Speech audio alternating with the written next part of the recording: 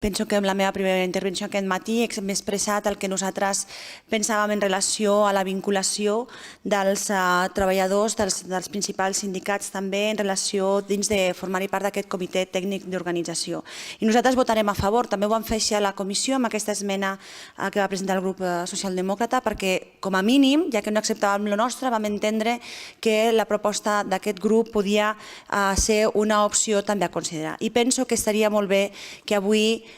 reflexionessin en relació amb aquesta qüestió i acceptessin l'esmena que va fer el grup socialdemòcrata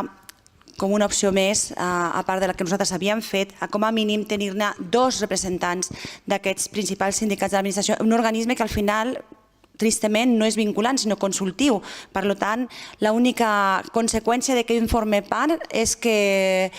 sigui positiu per tots i votarem a favor i estaria molt bé que la cambra reconsiderés també el seu vot. Gràcies, senyor síndic.